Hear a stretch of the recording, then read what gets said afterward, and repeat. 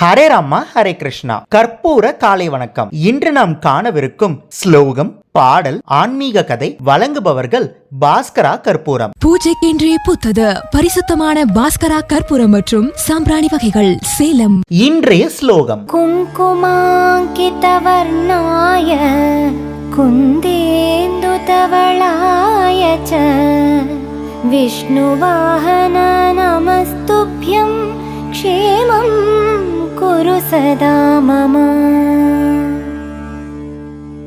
இன்றைய பாடல்: வனமாலி ராதா ரமணா கிரிதாரி கோவிந்தா, வனமாலி ராதா ரமணா ಗಿರಿದಾರಿ ಗೋವಿಂದ, ನೀಲಮೇಘ ಸುಂದರ ನಾರಾಯಣ ಗೋವಿಂದ, ನೀಲಮೇಘ ಸುಂದರ ನಾರಾಯಣ ಗೋವಿಂದ, ವನಮಾಲಿ ರಾಧಾರಮಣ ಗಿರಿದಾರಿ ಗೋವಿಂದ, ಭಕ್ತ ಹೃದಯ ಮಂದಾರ ಭಾನುಕೋಟಿ ಸುಂದರ, ಭಕ್ತ ಹೃದಯ ಮಂದಾರ ಭಾನುಕೋಟಿ ಸುಂದರ, ನಂದ ನಂದ ಗೋಪ ವೃಂದ ನಾರಾಯಣ ಗೋವಿಂದ, ನಂದ ನಂದ ಗೋಪ ವೃಂದ ನಾರಾಯಣ ಗೋವಿಂದ, ನಾರಾಯಣ ಗೋವಿಂದ, ನಾರಾಯಣ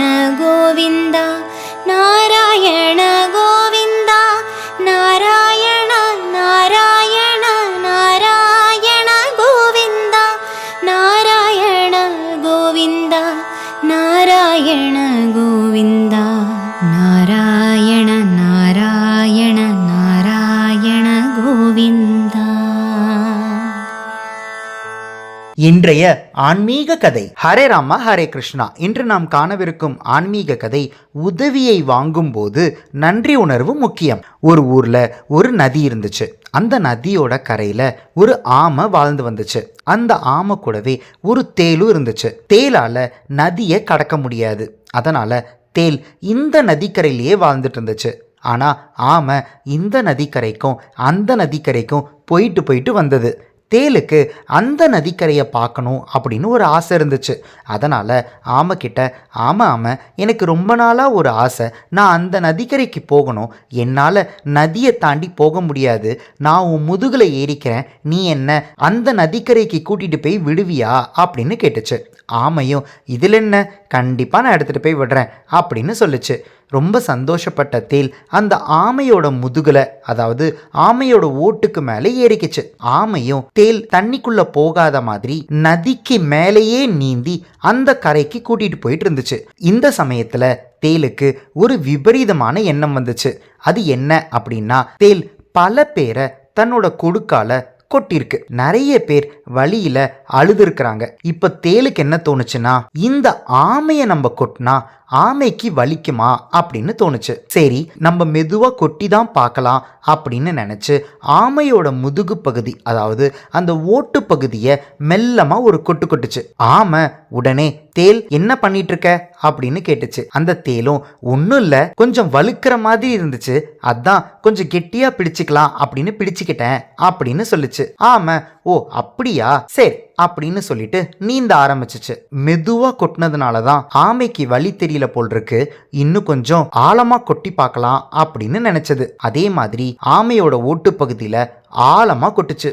ஆமைக்கு தேல் என்ன பண்ணுது அப்படின்றது புரிஞ்சிருச்சு. ஆமை தேலுக்கிட்ட, பாத்தியா, நீ உன் வேலையை காமிக்கிற, உனக்கு உதவி செய்யலாம் அப்படின்னு தானே அந்த நதிக்கரைக்கு கூட்டிட்டு போயிட்டு இருக்கேன், என்னையே கொட்ட பாக்குற பாத்தியா அப்படின்னு சொல்லுச்சு. தேலும், இல்ல உண்மையிலேயே வலுக்குது, அதனாலதான் பிடிச்சிக்கிறதுக்கு எந்த இடத்துல பிடிச்சிக்கிறதுன்னு தெரியாம இறுக்கி பிடிச்சு பார்த்தேன் அப்படின்னு சொல்லுச்சு.